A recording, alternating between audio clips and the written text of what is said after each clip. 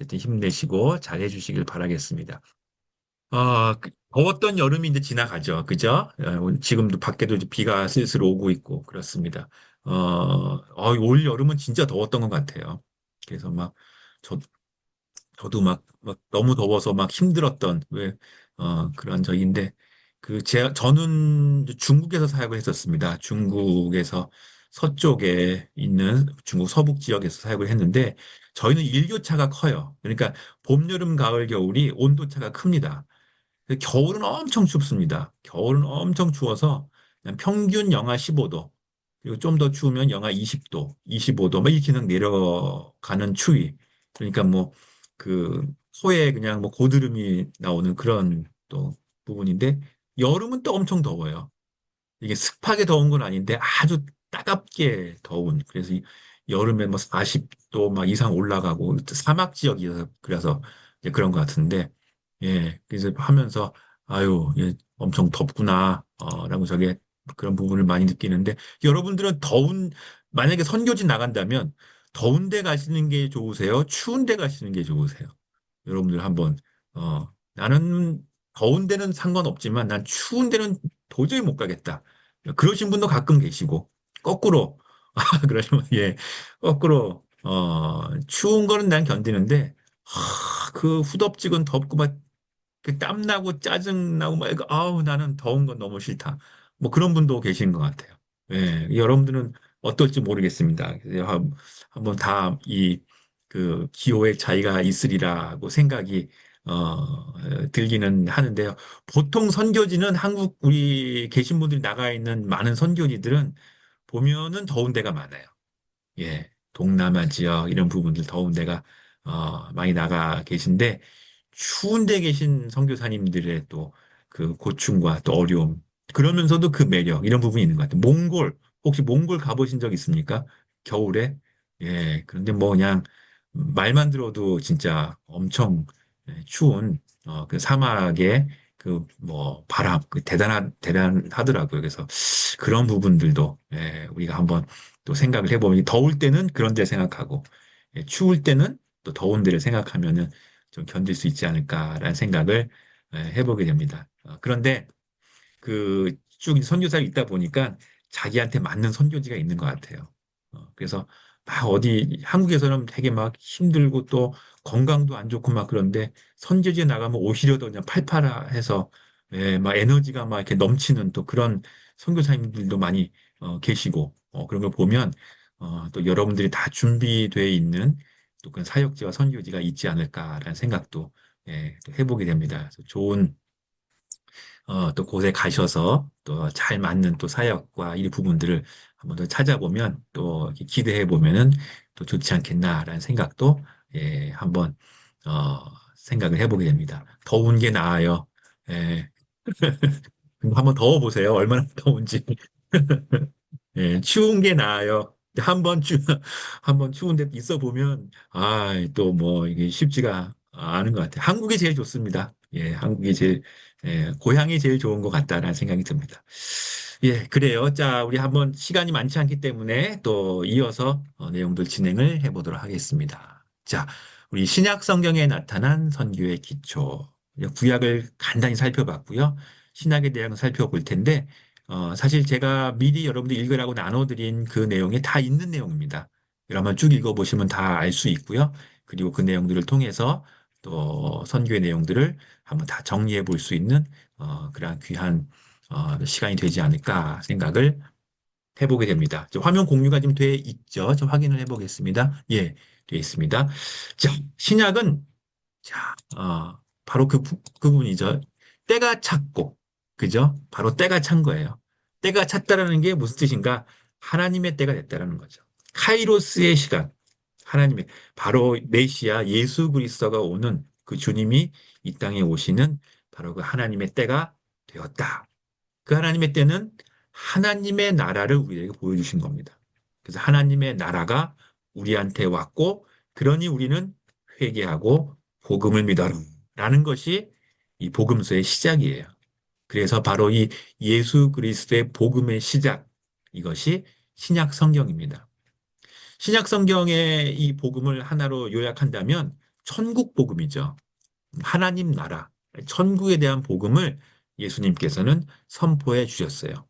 예수님이 하나님 나라 복음을, 천국의 복음을 선포해 주셨고, 회개하고 복음을 믿으라, 복음을 받아들이라, 라고 그렇게 말씀하시면서 저희들에게 다가온 것입니다.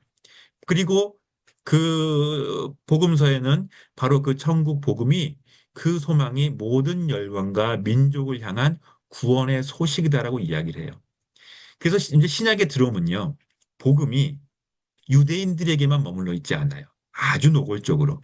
그래서 예수님이 하시는 많은 사역들 가운데에는 유대인이 회개하고 돌아오라는 부분에서 많은 말씀을 하시지만, 중간중간에 보면 이방인들을 향해서 직접 구원의 선포를 하시는 내용들이 많이 나옵니다. 근데 그게 유대인들한테는 마음에 차지가 않았죠. 받아들이기도 어려웠죠. 그러면서 그 갈등이 나오게 되는데, 바로 복음은 모든 열방과 민족을 향한 구원의 소식이었죠. 그리고 믿음의 중요성. 이제는 혈통적인 유대인이 중요한 게 아니에요. 혈통으로 내가 아브라함의 자손이다라는 것이 중요한 게 아니라는 거죠. 그 뭐가 중요하냐? 믿음이 중요하죠. 믿음은 뭐냐? 바로 예수 그리스도, 그분을 믿는 거고, 그분의 십자가를 믿는 거죠. 그것을 받아들이는 것. 이것이 바로 복음의 믿음이고, 그래서 우리는 이제는 하나님의 자녀가 되었습니다라는 것이, 내가 이스라엘 사람입니다, 아니면 내가 얼굴이나 뭐나 내 문화나 내가 유대인처럼 하고 있습니다, 유대인의 절기를 지킵니다, 그 습관을 지킵니다 라는 것이 아니라, 우리가 하나님의 자녀가 되었다라는 것은 내가 예수님을 믿음으로 받아들입니다, 라는 믿음의 고백이 바로 우리가 주님의 자녀가 되었다라는, 바로 그러한 고백이 됩니다. 이것이 복음이죠. 복된 소식이죠. 이 복음이 없다면 우리는 정말 구원받기 위해서 뭐 별별 짓을 다 해야 될 거예요. 그죠? 할례도 받아야 되고 절기도 지켜야 되고, 근데 그런 건 다 필요 없는 거죠. 우리가 예수 그리스도를 믿음으로 나아가는 그 천국 복음이 바로 이 예수님의 오심을 위해서 신약 성경에 선포가 된 것이죠. 바로 그 성취가 십자가에서 우리들에게 성취가 되었고요. 예수님의 그 십자가로 인해서, 그 피를 흘림으로 인해서 우리는 바로 그 보혈의 피로 주님 앞에 구속, 죄 사함을 얻을 수 있는 그 길이 열리게 된 것입니다.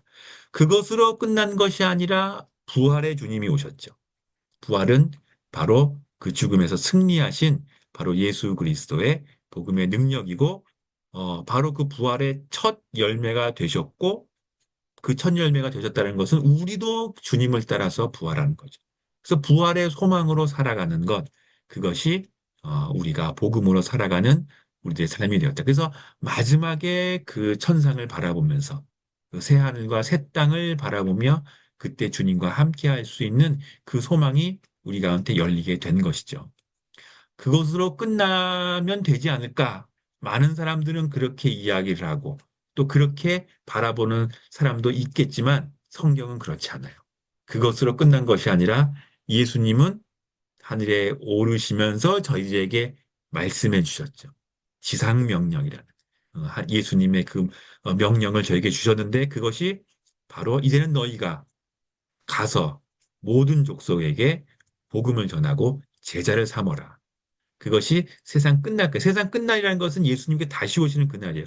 그때까지 너희가 해야 될 너희들의 사명이다라고 분명하게 말씀을 해 주신 것이죠. 이것이 지상명령이다라고 우리는 이야기를 합니다. 그리고 우리가 하는 이 선교의 활동들, 선교의 사역들은 이 지상명령에서 시작이 되는 거예요. 이것을 중심으로 해서 이 모토를 가지고 우리는 이야기를 하는 거죠. 그래서 생겨난 것이 교회예요. 그러면서 교회가 생겨났고요. 교회는 그냥 뭐 건물 세웠다고 세우는 게 아니죠. 하나님이 함께 하시는 오순절의 성령 강림으로 인해서 이제는 우리 주님이 우리 마음 가운데 함께 하시는, 그 성령님이 함께 오시는, 바로 그 주님이 함께 하시는 그 마음 가운데서 공동체가 형성이 되잖아요. 그죠? 바로 그것을 통해서 교회가 세워지게 된 것이죠.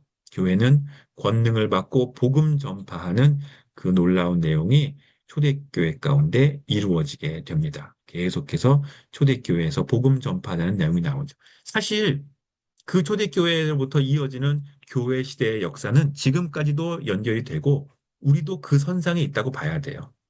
그래서 우리가 해야 되는 모델과 우리가 나아가야 되는 모습들은 사실은 사도행전에 많이 나와 있습니다. 우리가 앞으로 감당해야 되는, 우리가 나아가야 되는 그 길들의 구체적인 모습들을 보면 바로 사도행전에 나와 있고, 그 사도행전은 예수님의 지상 명령에서부터 시작이 되었다.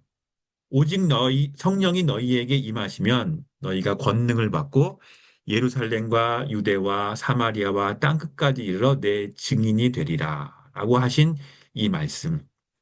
제가 참 좋아하는 말씀이고 선교에 대해서 이야기할 때 늘 언제나 빼놓지 않는 말씀이고 또 우리가 기억해야 되는 말씀이에요. 그래서 어디 가든지 증인이 되는 거예요.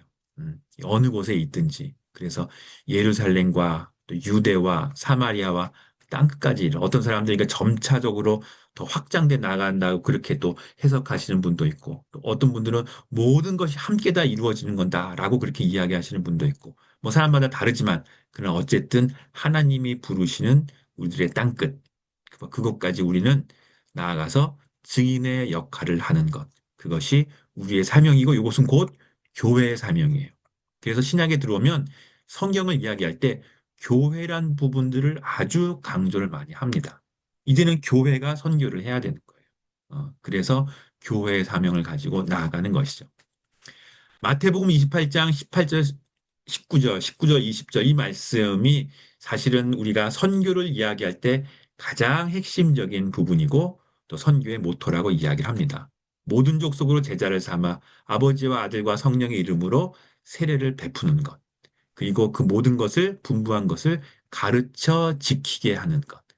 그것을 위해서 우리 주님은 세상 끝날까지 너희와 함께 있겠다라고 하신 그 말씀, 그 약속의 말씀이 지금도 유효하죠. 그러니까 여러분들 너무 낙심하지 마세요. 보면은, 내가 뭘 해야 되지? 내가 앞으로 뭐 어떻게 해야 되지? 되게 걱정, 근심하는 사람들이 여기는 없는 것 같은데, 보면 많이 계시더라고요. 학교에 가보면은 3학년쯤 되면 그런 고민들을 많이 하시는 것 같아요. 그래서 하는데, 너무 걱정하지 마세요. 하나님이 늘 언제나 여러분과 함께 하시고, 여러분의 나아갈 길들을 준비하시고 인도해 주십니다. 여러분들이 순종하며 나아가는 것. 그 하나님 앞에 순종하며 따라가는 것. 그것이 중요한 거죠. 그러니까 여러분들 너무 걱정하지 마시고 주님이 늘 언제나 우리와 함께 하신다라는 그 믿음과 소망을 가지고 여러분들이 나가시면 되겠습니다. 우리가 할 것, 가서 제자 삼으라. 이거예요. 그래서 너희는 가서 제자 삼으라. 바로 이 말씀을 가지고 우리는 나가면 돼요. 예. 가서 제자 삼는데 뭐 건물도 줘야 되고 교회도 개척해야 되고 월급도 줘야 되고 밥도 먹어야 되고 자녀 교육도 해야 되고 뭐 할 일들이 많잖아요. 그죠? 간식도 뭐 사줘야 되고 저기 해야 되고. 근데 걱정하지 마세요. 언제나 너희와 항상 함께 하신다고 말씀하셨으면 주님께서 다 준비시키시고 인도하시고 맡기신다라는 그 믿음을 가지고 나아가시길 바라겠고요. 그것을 배워가는 것이 지금의 과정이다라고 생각하면 돼요. 저도 사실 선교사를 지내면서 늘 언제나 그런 부분들을 많이 배웠던 것 같아요. 생각하면서. 다 준비되어서 나갔던 부분들은 없었던 것 같고요. 저도 너무너무 재정이 없어서, 너무너무 그 재정이 안 들어와서, 하나님 선교사 하라 그랬는데, 너무 힘듭니다.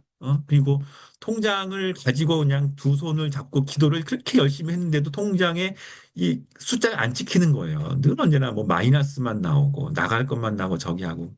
그래서 하나님 앞에 막 기도했던 기억이 나는데, 그게 내가 잘못된 길을 왔나, 내가 실수했나, 라는 생각이 들 때가 있더라고요. 근데 지금 돌이켜보면 훈련인 거예요. 더 하나님을 의지하고, 더 주님을 바라보고, 어, 주님을 바라보는 그 과정 가운데에서 주님이 주시는 그 힘으로 살아가라라는 그 훈련과 과정 가운데서 우리를 부르시고 인도하시는 것이 아닌가라는 것이 지금 느껴져요. 지나놓고 보니까. 그냥 감사한 거죠. 그러니까 여러분들도 우리도 여러분들은 뭐 이제 다 전문인들 저보다 훨씬 연배도 높으시고 많은 또 인생의 경험들과 하나님의 경험들 많이 하셨으리라고 또 생각이 들지만 앞으로도 마찬가지 선교사의 길이 그렇다라는 겁니다. 결국 하나님이 하시는 그 사역에 주님은 우리를 또 부르시고 또 훈련시키시고 인도해 주신다라는 그 마음을 가지시고 담대하게 가시길 바라겠고요. 주님이 주신 복음 전파의 사명을 그래서 교회에 맡겼다. 교회에 맡기셨다라고 우리는 그렇게 담대하게 선포하고 이야기를 합니다. 그래서 우리 교회가 선교에 눈을 떠야 돼요. 그리고 교회가 선교를 더 열심히 해야 되고요. 선교를 가장 중요한 그 핵심 가운데 놓아야 됩니다. 초대교회는 그렇게 이루어졌어요. 수많은 사람들이 땅끝까지 이르러 내 증인이 되리라 라는 그 말씀을 가지고 나아갔어요. 지금 화면에 보이는 많은 분들은 교회 역사에 나오는 바로 그러한 분들이에요. 오늘 시간이 없기 때문에 교회 역사를 하지는 않을 거예요. 나중에 다음 주 한 세 번째, 네 번째 주차에 되면은 아마 선교 역사를 간단하게 살펴볼 수 있는 다른 우리 선교사님이 오셔서 시간이 되겠지만, 선교의 역사는 교회의 역사고, 그리고 하나님이 함께 하시는 역사고, 어떻게 보면 고난의 역사죠. 그러나 하나님이 동행하시는 바로 역사고요. 한 번도 실수한 적이 없는 하나님께서 계획하신 그 계획하심대로 나아가는 그러한 역사였죠. 우리들의 순종의 길이었다라는 것을 생각할 수 있습니다. 제일 위에 왼쪽에 보이는 부분은 사도들이죠. 말하자면 초대교회 교부들 그런 모습을 볼 수. 여러분 여기 나와 있는 사람 그 분들의 이 누군지 한번 여러분들 아실 수 있겠습니까? 나와 있는 분들이 어떤 분들인지 어, 다 교회사의 선교에 있어서 되게 중요한 분이 아시는 분도 있죠. 그죠? 많이 만나신 분도 있고 그렇다고 뭐 직접 만난 건 아니겠죠. 뭐 책을 보면서 만나셨겠지만 그죠? 그런 분들도 왼쪽 밑에 그 그린 칼라 있는 분, 네.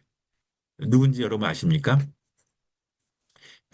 성 패트릭이라는 사실 뭐 캐톨릭이나 이런 데서도 거의 성자로 아주 유명한 분이고요. 유럽 선교, 유럽의 독일, 영국, 우리 김희곤 장로님 좀 들어와 계시지만 영국에 있어서의 뭐 아일랜드 뭐 이렇게 영국을 복음화하는데 그 당시에 이제 브리튼 섬이라 그러죠. 아주 중요한 역할을 했던 분이 이 패트릭 성자. 그래서 성 패트릭 데이도 있다 그러더라고요. 그리고 이 패트릭이 했던 중요한 부분은 수도원을 만들었어요. 선교사를 양성하는 수도원. 그래서 그 수도원에서 나온 많은 사제들, 선교사들이, 우리 선교사라 그러죠. 그분들이 온 유럽을 흩어져서 독일도 선교하고, 그 유럽도 선교하고 했던 아주 중요한 부분. 그래서 유럽 선교에 있어서 아주 중요한 그 인물로서 성자 패트릭을 이야기를 합니다. 예. 그리고 시대적으로 보면은 쭉 지나서 오른쪽에 얼굴이 좀 투실투실하고 그죠? 성격도 좋아 보이는지 좀 날카로운지 모르겠지만 그죠? 오른쪽 밑에 계신 누군지 아십니까? 여러분들 뭐 다 좋아하시는 그죠? 우리가 이 개신교의 역사에 있어서 또 빼놓을 수 없는 마틴 루터 그죠? 예, 그래서 루터의 모습을 이게 초상화를 그린 모습을 이제 볼 수 있고 종교개혁이 일어났죠. 그죠? 캐톨릭 시대에서 종교개혁이 일어나서 이제 믿음으로 주님을 바라보는 복음을 바라보는 바로 그 부분 그리고 개신교가 일어나는 그 초석을 놓았던 이제 부분들이죠. 사실 이제 루터도 선교에 대한 마음들이 있지만 사실은 그 부분들을 펼치지는 못했어요. 이 종교개혁 시대에는 세계 선교라는 부분을 바라보기는 많은 장애가 있었던 부분입니다. 그러나 그 위에 약간 날카로운 부분이 수염도 길고 그죠 흑백으로 오른쪽에 계신 그 가운데 계신 분 누군지 여러분들 한번 추측을 해보세요. 누구일까요? 예, 칼뱅이라는 사람, 칼빈이라고 얘기하죠. 예, 존 칼빈, 그죠? 장 칼뱅이라는 바로 이분이 기독교 강요를 통해서 기독교의 교리의 체계를 수립한 바로 그런 분입니다. 그래서 칼빈의 이 내용을 통해서 우리 기독교가 뭐 엄밀히 말하면 또 장로교라고 볼 수 있죠. 그 신학의 기초를 놓은 종교개혁 시대에 아주 유명한 그 중요한 분이라고 볼 수가 있습니다. 사실 칼빈은 선교를 많이 했어요. 프랑스의 위구노들을 향한 그 선교사들도 많이 지원을 하고 그리고 그 당시에 식민지였다고 이야기하는 브라질에도 지금의 브라질이죠. 그곳에도 선교사를 파송하는 그 일들을 많이 담당을 했습니다. 그래서 이 칼빈도 우리가 종교개혁에 있어서 아주 중요한 역할이고 그 위에 계신 분, 얼굴 좀 크신 분, 그죠? 이 셀카를 찍을 때 이렇게 찍으면 안 돼요. 그죠? 얼굴 너무 크게 나오죠? 좀 뒤로 얼굴을 이렇게 좀 카메라를 뒤로 해야 되는데 이 얼굴 크신 분 누굴까? 이거 여러분 잘 모르실 수 있을 것 같아요. 이분은 세계 선교가 일어나는 데 있어서 열심히 기도하신 분이에요. 그리고 세계 선교에 대해서 눈을 뜨지 못했던 시대 가운데에서 우리가 복음을 가지고 저 멀리 나아가서 복음을 증거하고 전해야 된다라는 부분에 꽂히신 분이시고, 그리고 이분의 이 운동을 통해서 이후에 사람들이 선교에 있어서 기도가 얼마나 중요한가, 24시간 기도회, 그리고 12명이 모이면 한 명을 우리는 파송하겠다. 이런 운동들을 일으켰던 사람이죠. 예. 우리가 이제 교회 역사에, 선교 역사에서 중요하게 보는 그 모라비안 운동을 지원했던 진젠도르프 백작이라는 이제 사람이에요. 그럼 이 백작을 통해서 모라비안 운동이 보호를 받았고, 이후로도 쭉 해서 이 선교의 운동들이 일어났던, 그러니까 만약 경건주의 선교가 일어났던 그런 중요한 인물이라고 볼 수 있고, 그 다음에 가운데 딱 이제 머리가 좀 이렇게 벗겨지시고 하신 분이 딱 계시죠? 예. 윌리엄 캐리, 현대 선교의 아버지라고 이야기합니다. 그래서 현대 선교에 들어가는 데 있어서 이 윌리엄 캐리가 이제 선교에 초석을 놓고 가장 중요한 것, 음, 나가는 선교. 그래서 인도로 가요. 인도 캘커타로 가서 선교합니다. 아무도 나가지 않으려고 할 때 우리는 나가서 선교해야 된다. 선교 나아갈 때는 자기가 동원할 수 있는 모든 것들을 다 동원해야 한다. 그래서 과학기술, 나침반, 지리 이런 걸 다 가지고 나아가서 증거하고 전파하는 선교의 역사를 놓았던 윌리엄 캐리 이런 분들이 선교 역사에서 우리가 생각을 해볼 수 있는 그러한 길들입니다. 그래서 신약 성경은 우리 아까 그 구약 성경은 구심적 성경이라고 얘기를 했어요. 중앙으로 모이는 이스라엘로 모이는 그리고 와서 보는 그런 부분이었다면 신약은 나가는 선교예요. 신약은 밖으로 나가는. 그래서 구심에 반대되는 원심적 역할을 한다라고 이야기를 해요. 그래서 신약 시대에는 나가는 바로 그 부분을 강조를 많이 하게 됩니다. 그래서 구원의 비밀이 이스라엘에만 머물러 있지 않고 전 세계로 퍼져나가는 바로 그 이야기들이 나오게 되고요. 사도행전도 땅 끝까지 가라라는 바로 그 말씀. 땅의 모든 족속이 바로 이 아브라함의 축복을 받는 그 내용들을 증거하고 전하는 복음을 가지고 나아가는 바로 그 선교의 메커니즘을 이야기합니다. 그래서 우리에게 잘 인식이 된 선교는 사실 이 신약의 이러한 나가는 선교죠. 이렇게 선교 그러면은 나가서 전하는 걸 많이 생각을 하죠. 그러나 구약의 이런 선교의 모델들도 역시 마찬가지 우리가 이 시대에 생각을 해야 되는 부분이에요. 왜냐하면 아마 다음 우리 과정 가운데 나오겠지만 이제는 선교가 들어오는 선교가 있어요. 우리가 있는 복음이 있는 곳으로 이 복음을 모르는 사람들이 모이게 되는 이게 도시 선교의 특징이고 그리고 이주민 선교의 특징이에요. 사람들이 모이게 되는 선교가 역시 이 시대도 있다라는 거예요. 그럼 우리가 교회가 그런 부분을 잘해야 되죠. 그래서 교회는 이제는 나가는 선교뿐만이 아니라 모여드는 선교도 우리가 할 수 있으니까 구약의 선교적인 모델과 신약의 선교적인 이 모델들을 우리는 다 같이 살필 필요가 있다. 그래서 요즘은 모든 곳에서 모든 곳으로의 선교다라고까지 이야기를 하기도 합니다. 그래서 요즘에 선교사의 개념은 그냥 외국으로 무조건 나가서 사역하는 사람들이 아니라 이제 문화를 넘어서 자기가 처해 있는 위치 가운데에서 문화를 넘어 복음을 증거하고 전하는 바로 그 사역자들을 우리는 선교사의 특징으로 선교사의 모델로 그렇게 이야기를 합니다. 자, 우리 그 마테마가 누가 요한에 있는 우리 지상명령까지만 보고 오늘은 정리를 하려고 해요. 신약 성경도 한도 끝도 없습니다. 정말 선교에 대한 이야기가 너무 구절구절 선교가 너무 많기 때문에 그래서 이 부분까지 살펴보고 마치려고 하는데요. 가장 중요한 거 마태복음의 대위임 명령 28장 18절에서 19절에 나와 있는 하늘과 땅의 모든 권세를 내게 주셨으니 예수님이죠. 예수님께 주셨으니 그러므로 너희는 가서 모든 족속으로 모든 민족으로 제자를 삼고 그리고 아버지와 아들과 성령의 이름으로 세례를 베풀고 그리고 너에게 분부한 모든 것을 가르쳐 지키게 하라. 이게 선교에 우리가 해야 될 일들을 예수님께서는 분명하게 지정을 해주신 거예요. 그리고 걱정 마라. 내가 끝까지 너희와 함께한다. 세상 끝날까지 너희와 항상 함께 할 것이다. 라고 그렇게 말씀해 주셨습니다. 그래서 우리는 이 말씀을 보면서 선교의 전제 조건이 있어요. 그것은 하나님의 권세예요, 권세.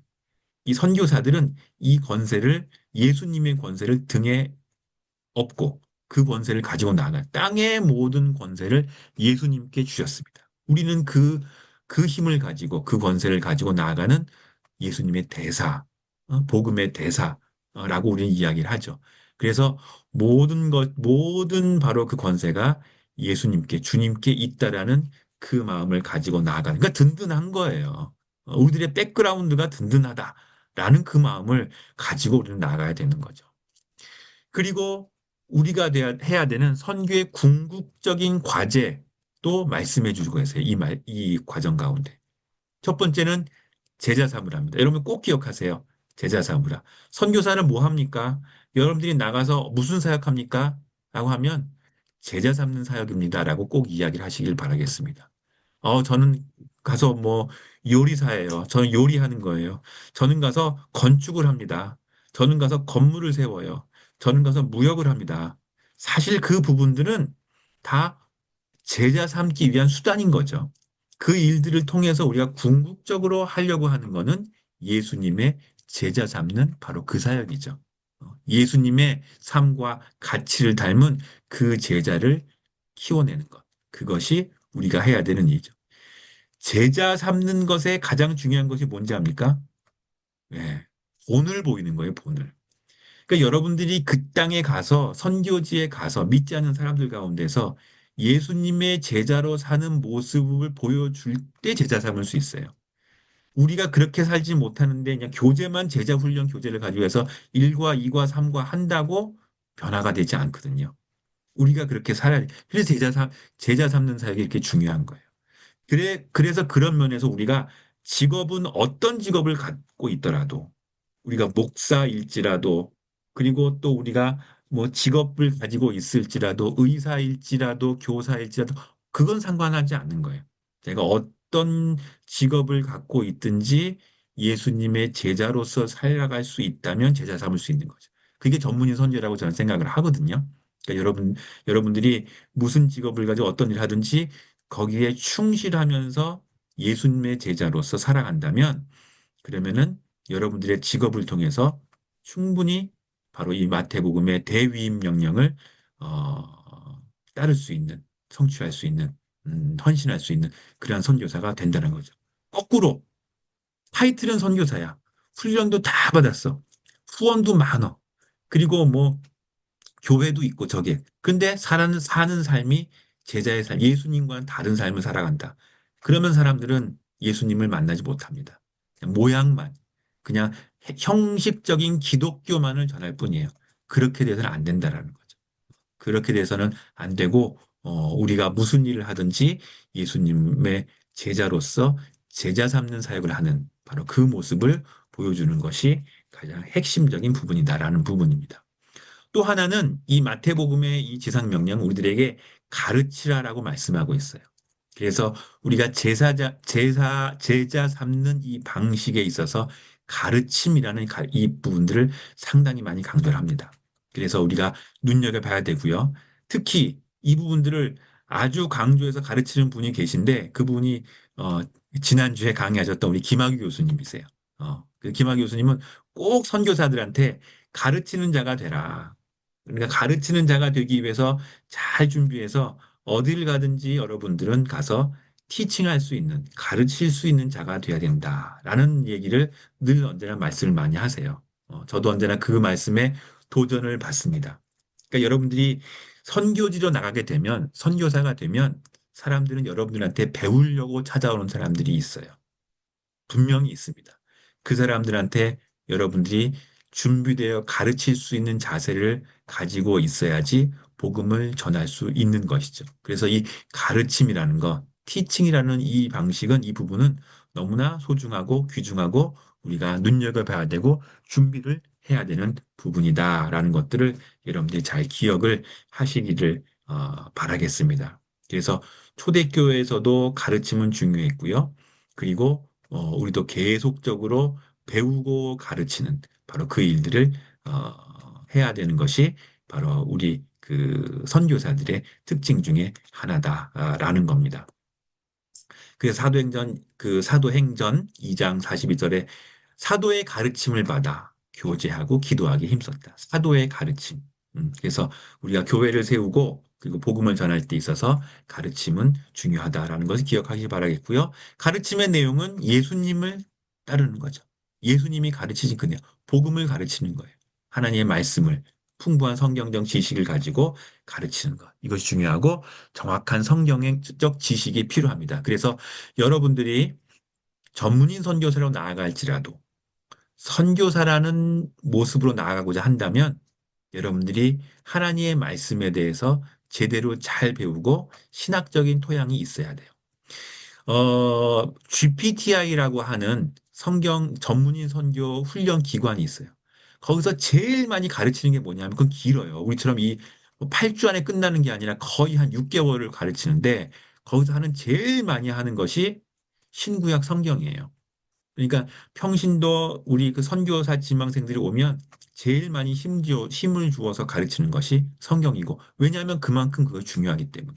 그래서 언제나 우리가 성경에 대한 지식과 가르침이 중요하다는 거 꼭 기억을 하시길 바라겠고, 우리가 짧게 나가는 부분은 대부분 여기 오시는 분들은 합신이나 이런 과정을 통해서 하나님 말씀을 잘 배웠다라는 그 가정 하에서 우리가 진행을 하는 겁니다.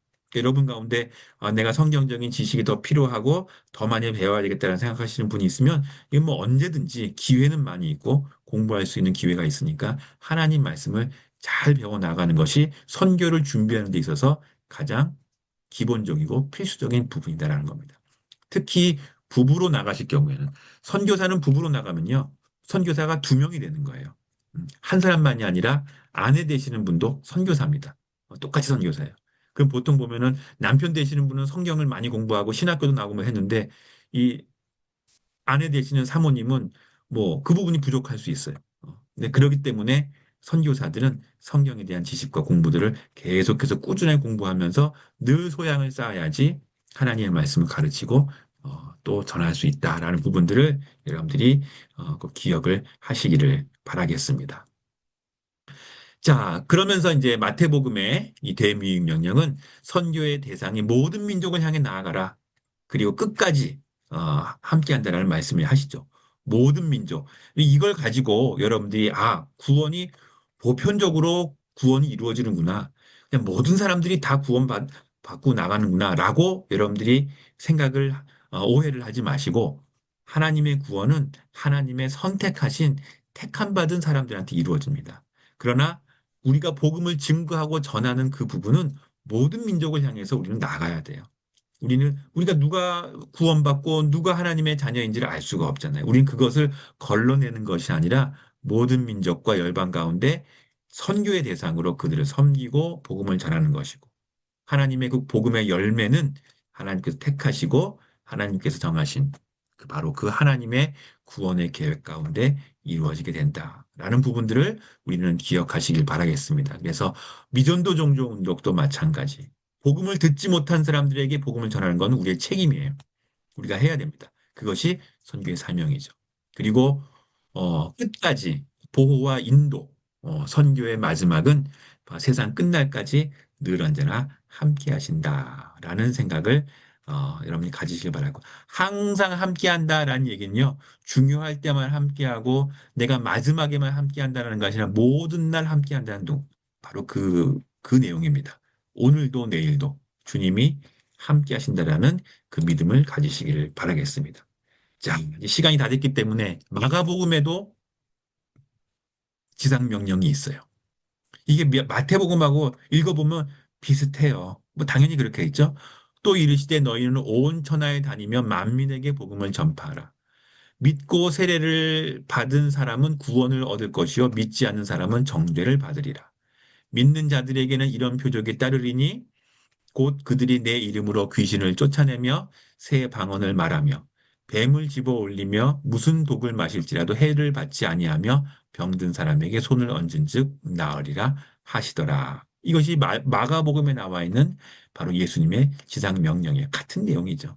그죠? 모든 민족에게 나가서 복음을 전하라. 그들에게 구원의 복음을 전하라. 끝까지 함께하고, 그죠?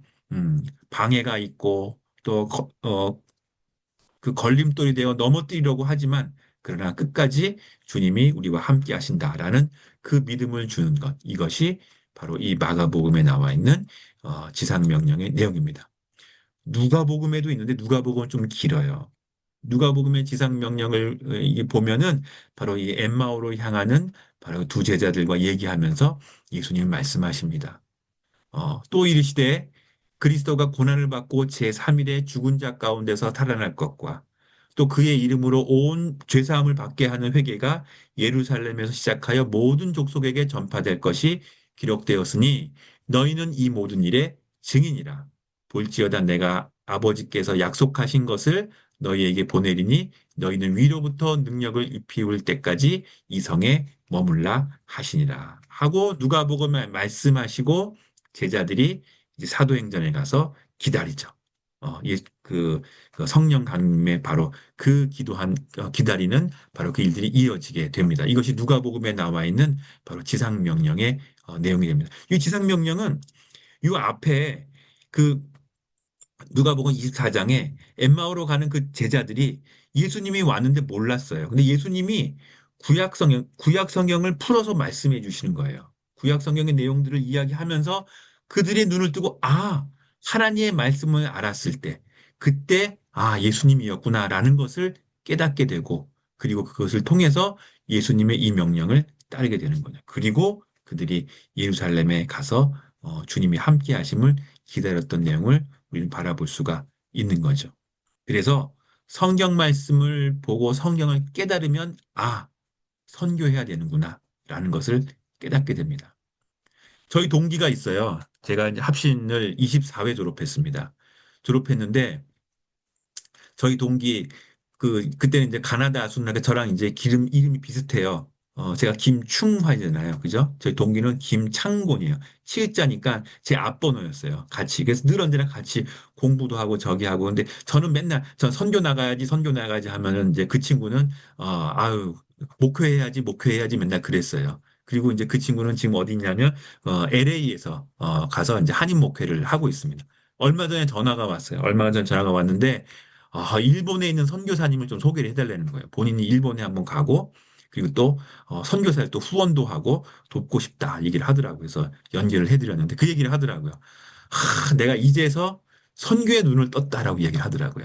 목회를 하면서. 선교가 얼마나 중요한지 내가 이제 깨닫게 되었다라고 얘기하더라고요. 제가 그 얘기를 들으면서 잘했다라고 잘했다는 것이 아니라 그 얘기를 같이 나눴던 부분인데 그런 거예요.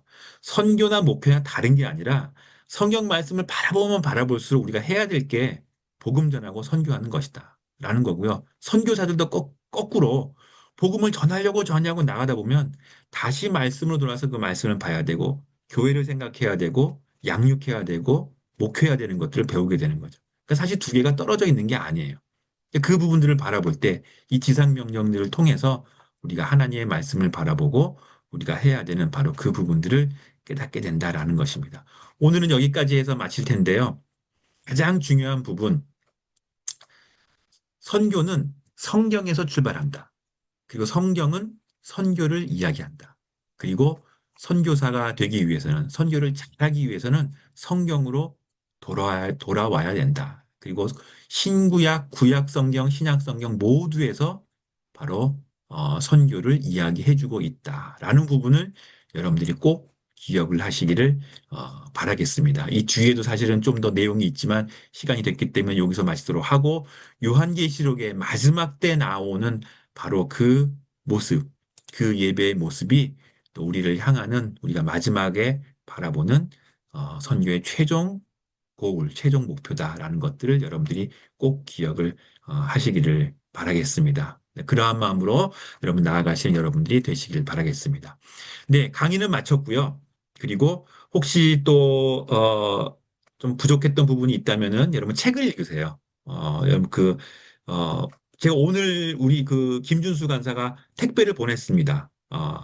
여러분들 이 김학규 교수님의 그 책, 변하지 않는 성경적 선교, 거기 앞부분에 그 성경적 기초가 잘 나왔기 때문에 그 부분을 여러분 쭉 보시고요. 그 책이 우리 그 합신 나오신 분 있을 것 같아서 또 부부로 계신 분들은 그 책 말고 제가 또 다른 책을 또 하나 같이 넣었어요. 그러니까 여러분들 그 책을 보시면서 좀 보충을 하시기를 바라겠고, 성경을 많이 보시고 읽고 묵상하시면 더 열방을 향한 하나님의 마음을 여러분들이 배우실 수 있다라는 부분들로 오늘 강의는 마치도록 하겠습니다.